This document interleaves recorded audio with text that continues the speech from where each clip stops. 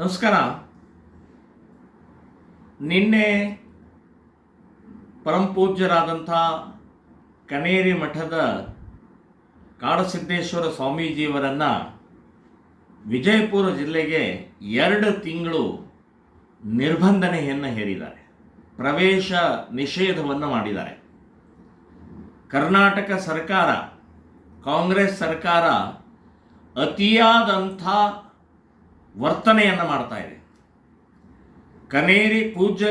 ಕನೇರಿ ಮಠದ ಸ್ವಾಮೀಜಿಯವರ ಕಾರ್ಯ ಅಗಾಧವಾದಂಥ, ಆದರ್ಶವಾದಂಥ, ಧರ್ಮಕ್ಕೆ, ಸತ್ಯಕ್ಕೆ, ಜನರಿಗೆ, ರೈತರಿಗೆ ಪೂರಕವಾದಂಥ ಕಾರ್ಯವನ್ನು ಮಾಡ್ತಾ ಇರುವಂಥ ಇವತ್ತು ವ್ಯಕ್ತಿಗೆ ನೀವು ನಿರ್ಬಂಧನೆ ಹೇರ್ತೀರಿ ಅಂತಂದರೆ ನಿಮ್ಮಂಥ ಕಾಂಗ್ರೆಸ್ ಸರ್ಕಾರಕ್ಕೆ ಧಿಕ್ಕಾರ ಹೇಳ್ತಾ ಇದ್ದೀನಿ ನಾವು. ಇಂಥ ಇವತ್ತು ಈ ಮಟ್ಟಕ್ಕೆ ನೀವು ಇಳಿದ್ರಿ. ಒಬ್ಬ ಪರಮ ಪೂಜ್ಯ ಸ್ವಾಮೀಜಿಯವರ ನಿರ್ಬಂಧನೆ ಮಾಡುವಷ್ಟು ಧೈರ್ಯ, ಮಾಡುವಷ್ಟು ಸೊಕ್ಕು, ಮಾಡುವಷ್ಟು ನಿಮ್ಮಲ್ಲಿ ಈ ಅಜ್ಞಾನ ಬಂದಿದ್ದು, ಇದು ಇಡೀ ಜನಮಾನಸವನ್ನು ಮರೆಯಲಾರದ ಅಕ್ಷಮ್ಯ ಅಪರಾಧವನ್ನು ಮಾಡಿದಿರಿ ಅಂತನ್ನುವಂಥದ್ದು ನಾನು ಹೇಳ್ತಾ ಇದ್ದೀನಿ.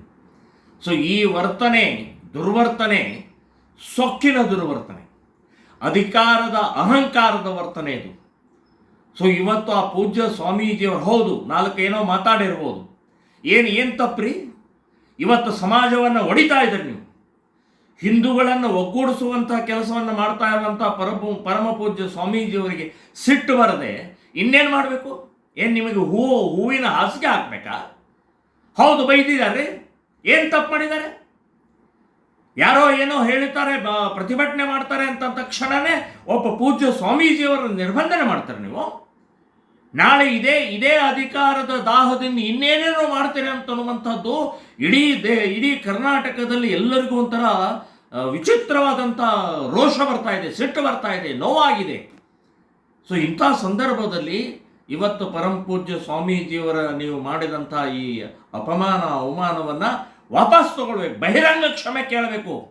ನಾನು ವಿಶೇಷವಾಗಿ ಅಲ್ಲಿ ವಿಜಯಪುರ ಜಿಲ್ಲೆಯ ಮಂತ್ರಿಗಳಾದಂಥ ಅವರಿಗೆ ನಾನು ಹೇಳ್ತಾ ಇದ್ದೀನಿ, ನಿಮ್ಮ ಈ ಕುಕೃತ್ಯ ಸರಿಯಲ್ಲ ಅಂತನ್ನುವಂಥದ್ದು ಹೇಳ್ತಾ ಇದ್ದೀನಿ.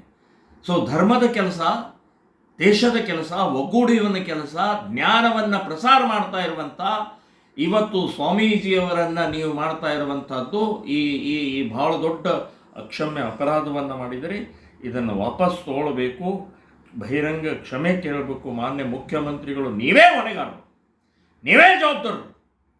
ಬಸವ ಒಂದು ಯಾವುದೋ ಇದನ್ನು ಮಾಡಿಕೊಂಡು ಇಡೀ ಸಮಾಜವನ್ನು ಒಡಿತಾ ಇದ್ದಾರೆ. ಸಮಾಜವನ್ನು ಒಡೆದು ಹಾಳು ಮಾಡ್ತಾ ಇದ್ದಾರೆ ನೀವು. ಸೊ ಈ ಕುಕೃತ್ಯ ಇನ್ನು ನಮ್ಮ ಸಮಾಜ ಇದನ್ನು ಒಪ್ಪೋದಿಲ್ಲ ಅಂತನ್ನುವಂಥದ್ದು ಹೇಳ್ತಾ ಇದ್ದೀನಿ.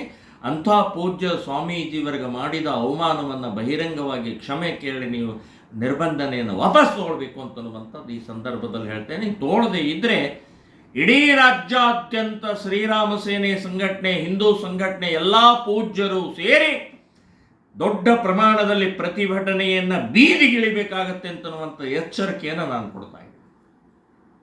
ಕನ್ನಡಿಗರ ಮೆಚ್ಚಿನ ನಿಮ್ಮ ಟಿವಿ 20 ಕನ್ನಡ ವಾಹಿನಿ ಇದೀಗ ಟಿವಿಯಲ್ಲಿ ಲಭ್ಯ. ಕರ್ನಾಟಕ ಮತ್ತು ದೇಶ ವಿದೇಶದ 360 ಡಿಗ್ರಿ ಸುದ್ದಿ ವಿವರವನ್ನ ಪಡೆಯುವುದಕ್ಕೆ ಟಿವಿ 20 ವಾಹಿನಿಯನ್ನು ಲೈಕ್ ಮಾಡಿ, ವಿಡಿಯೋಗಳನ್ನು ಶೇರ್ ಮಾಡಿ, ಕಮೆಂಟ್ ಮಾಡಿ, ಸಬ್ಸ್ಕ್ರೈಬ್ ಮಾಡಿ. HCN ಕೇಬಲ್ 842 ನಂಬರ್ನಲ್ಲಿ ಹುಕ್ಕೇರಿ ತಾಲೂಕು ಹಾಗೂ ಸಂಕೇಶ್ವರದ ಸುತ್ತಮುತ್ತಲಿನ ಹಳ್ಳಿಗಳಲ್ಲಿ ಲಭ್ಯ. PCN ಕೇಬಲ್ 129 ನಂಬರ್ನಲ್ಲಿ ಹಾರುಗೆರೆ ಸುತ್ತಮುತ್ತಲಿನ ಹಳ್ಳಿಗಳಲ್ಲಿ ಲಭ್ಯ. ರಾಯಬಾಗ್ ಡಿಜಿಟಲ್ ಚಾನೆಲ್ ಕೇಬಲ್ 80ನೇ ನಂಬರ್ನಲ್ಲಿ ರಾಯಬಾಗ ತಾಲೂಕಿನ ಸುತ್ತಮುತ್ತಲಿನ ಹಳ್ಳಿಗಳಲ್ಲಿ ಲಭ್ಯ. UDCN ಕೇಬಲ್ ನೆಟ್ವರ್ಕ್ ಉಗಾರ ಸುತ್ತಮುತ್ತಲಿನ ಹಳ್ಳಿಗಳಲ್ಲಿ ನಿಮ್ಮ ಟಿವಿ 20 ಕನ್ನಡ ವಾಹಿನಿಯೂ ಲಭ್ಯ.